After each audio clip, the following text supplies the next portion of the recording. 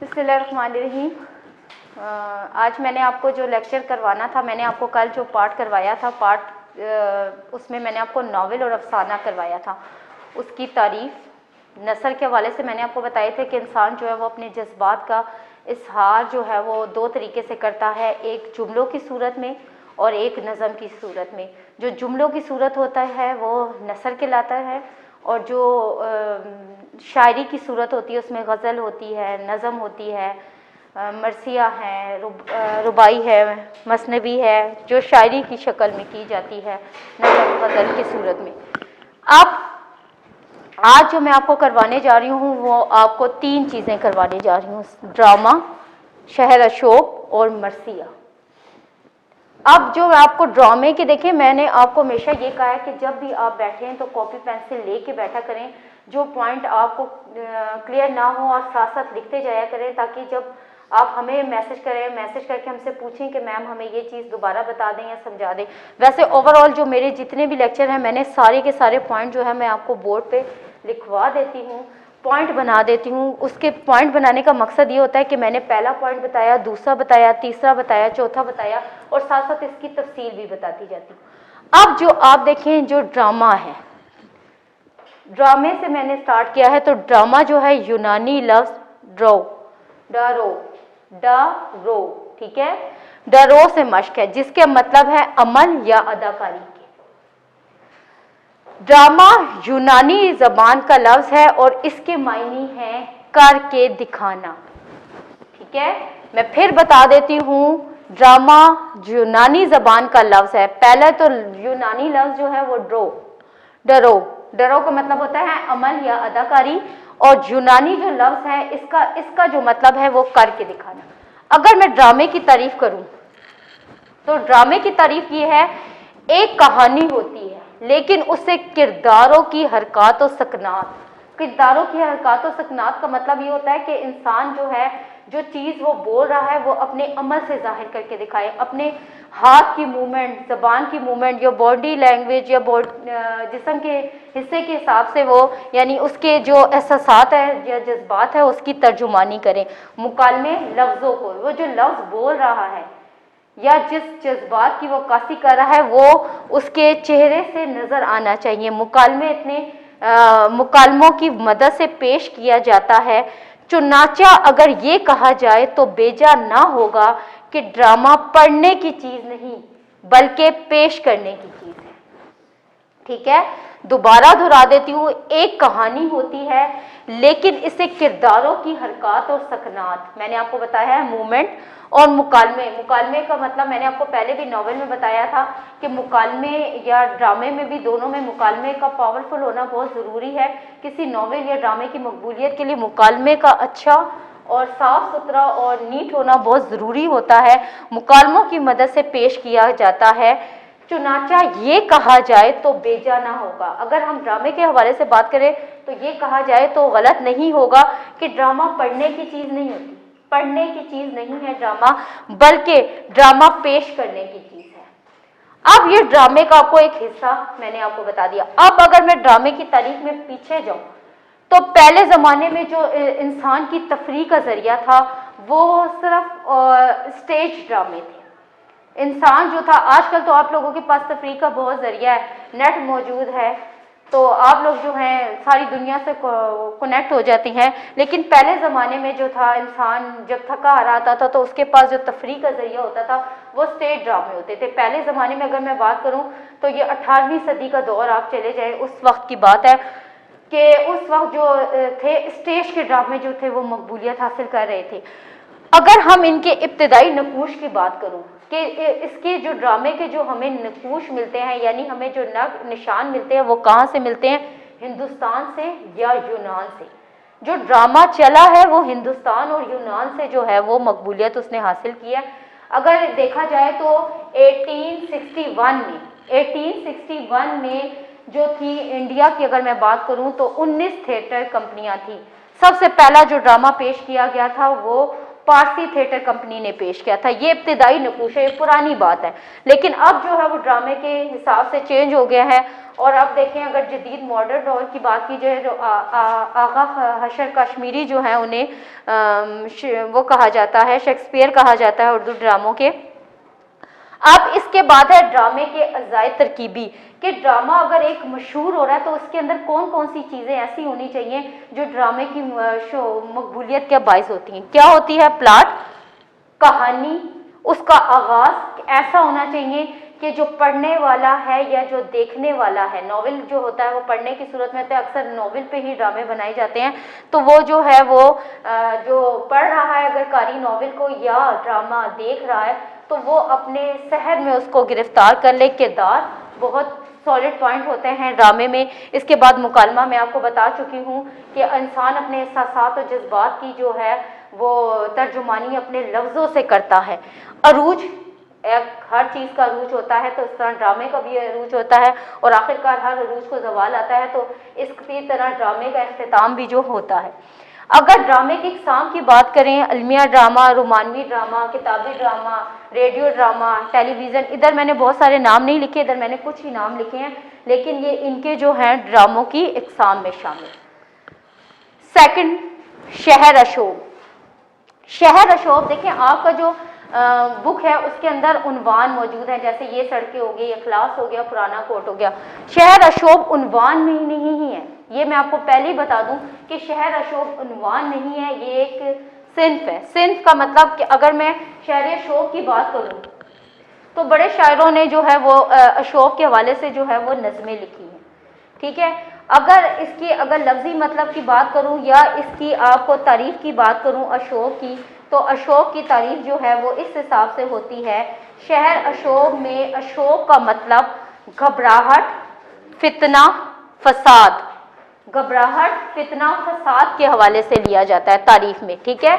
अदब की इस्लाह में वो नज़म जिसमें किसी शहर की बर्बादी का हाल बयान किया गया हो या किसी शहर या मुल्क की इक्तिसादी, सियासी या माशरती हालात के बारे में, यानी उनकी बुरी के हालात के बारे में जो तस्करा कहलाया जाता है, ऐसी नज़म को शहर अशोक कहते हैं। देखिए, अशोक का मतलब जो होता है वो परेशानी के तौर पे लिया जाता है। अब वो शायद किस चीज़ में बयान करता है, वो चाहे ज़मीनी तौर पे बात करे या आसमानी आफत की बात करे या किसी इंसान के जुल्म के ऊपर बात करे या गुर्बत और इफ्लास के बारे में बात करे, तो ये अशोक की एक सिन्फ है। अगर आपकी जो जैसे फर्स्ट ईयर की, अगर मैं शहर अशोक की बात करूं, नज़म है आपकी फर्स्ट ईयर की, तो उसके अंदर उन्होंने जो शायर हैं उन्होंने आगरा की तबाही के बारे में बताया है कि आगरा के हालात क्या हो गए थे। ये तो देखिए, इसमें मैंने आपको तारीफ में ये बताया है कि किसी शहर की बर्बादी का, इक्तिसादी, सियासी और माशरती हालात की जो है वो अबतर हालत या बुरी हालत के बाद जो है वो इन चीज़ों का जिक्र होता है। अगर शहर अशोक की मकबूलियत की बात करूं कि ये कब से जो है सिंध मशहूर हुई, तो ये बात करूंगी 1857 की जंगी आज़ादी के बाद और दिल्ली जो है उसकी तबाही के बाद जो है मुख्तलिफ अशार जो बहुत ज़्यादा जो शोहरा हजरात थे, शायर थे, उन्होंने जो है इसके ऊपर लिखना शुरू किया। उनमें हाली, शिबली, मीर, दर्द वगैरह जो है वो शामिल है। अब शहर अशोक की हैयत, इसकी कोई मखसूस हैयत मुकर्रर नहीं है। कसीदा में भी आ जाता है, हजू में भी आ जाता है, कतात में भी आता है, रुबाई में भी आता है, गज़ल में भी आता है। ये है शहर अशोक। अब आ जाए जी मरसिया। मरसिया अरबी लफ्ज़ रासा, जिसके मायने हैं मुर्दे को रोना और उसकी खूबियाँ बयान करने के हैं। मुर्दे को रोना और उसकी खूबियाँ बयान करने के हैं, यानी मरने वाले को रोना और उसकी खूबियाँ बयान करने के हैं। अगर मरसिया के हवाले से बात करी जाऊँ तो मरसिया जो है सिंध अरबी से पहले फ़ारसी में आई और फ़ारसी से फिर ये उर्दू में आई, ठीक है। अरबी से फ़ारसी में आई और फ़ारसी से फिर उर्दू में आई। उर्दू और फ़ारसी के लिए अगर मैं बात करूं तो उर्दू और फ़ारसी के लिए अहले बैत और वाक़िए करबला के लिए मखसूस की जाती है, ठीक है। बहुत सारे जो शोरा गुजरे उन्होंने और बड़ी बड़ी अजीम शख्सियतों के बारे में भी मरसिये लिखे गए हैं, लेकिन ज़्यादातर जो वाक़यात मिलते होते हैं, ये हालात मिलते हैं, वो अहले बैत या वाक़िए करबला के हवाले से ज़्यादा हैं। उर्दू मरसिए की इब्तिदा जो है वो दक्कन से हुई थी और मुल्ला वजी जो थे वो पहले शायर माने जाते हैं। मरसिया निगार जो पहले दक्कन के जो शायर हैं वो मुल्ला वजी के हैं।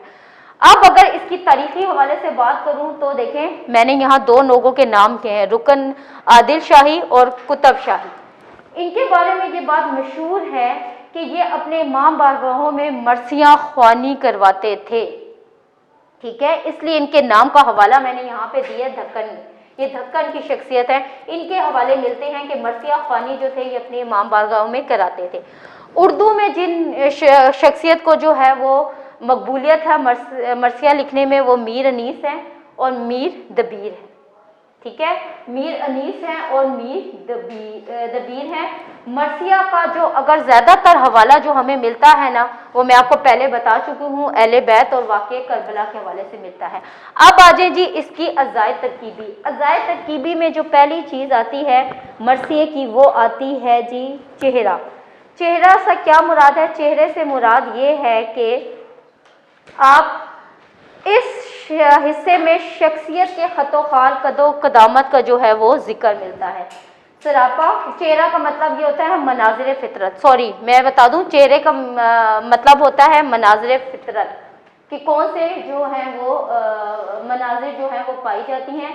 इसमें सरापे में जो है वो शख्सियत के खतोखाल और कदामत के बारे में मिलता है। रुखसत, मैदान जंग में, मैदान यानी जब कोई जंग के लिए मैदान की तरफ रवाना होता है तो अहले बैत उस मुजाहिद को जिस अंदाज में रुखसत करते हैं, इसमें इस हिस्से में उसका बयान मिलता है। इसके बाद है आमद। आमद, जब कोई बहादुर मैदान जंग में लड़ाई के लिए आता है तो उसके आने को अंदाज को आमद कहा जाता है। ठीक है, इस हिस्से में इसकी आमद की जो है वो तस्वीर कशी की जाती है। इसके बाद है रजूस। रजूस का मतलब होता है, अरब में रिवाज था कि मैदान जंग में आने वाले, ठीक है, मैदान जंग में आने वाले हर जवान अपनी शुजाअत और बहादुरी को बयान करते हुए मुकाबिल को ललकारता था, उसे दावत देता था। ठीक है, और इसके बाद है जंग। इसमें जंग के मनाजिर जो है वो पेश किए जाते हैं। शहादत, आप जानते हैं कि जंग के मंजर की इंतहा पर शहादत का बयान होता है। इसके बाद है बैन या दुआ, जब आखिरकार इस जंग का कोई ना कोई नतीजा तो निकलता होता है तो शहादत पर रंज करना या दुआ करना जो है इसमें इस हिस्से में शामिल है। ओवरऑल आपको मैंने तीनों ये बता दिए हैं, लेकिन एक दफ़ा मैं आपको रिवाइज करवा दूं। ड्रामा यूनानी लफ्ज़ ड्रारो, अमल या अदाकारी, यूनानी ज़बान का लफ्ज़ है, इसके मायने हैं करके दिखाना। तारीफ ये है एक कहानी होती है लेकिन इसे किरदारों की हरकत और सकनात और मुकालमों की मदद से पेश किया जाता है। चुनांचे अगर ये कहा जाए तो बेजा ना होगा कि ड्रामा पढ़ने की चीज़ नहीं बल्कि पेश करने की चीज़ है। इब्तदाई नकूश की बात करूं, पहले ज़माने में अगर तफरीह का जरिया जो था वो स्टेज ड्रामे हुआ करते थे, लेकिन अगर इब्तदाई नकूश की बात करूं तो हिंदुस्तान और यूनान, देखिए ये जो यूनानी लफ्ज़ है ना ड्रामा का, ये करके दिखाना, तो यूनानियों का यही तर्ज अमल था कि वो कहते थे कि जो चीज़ पेश की जाती है वो करके दिखाई जाए।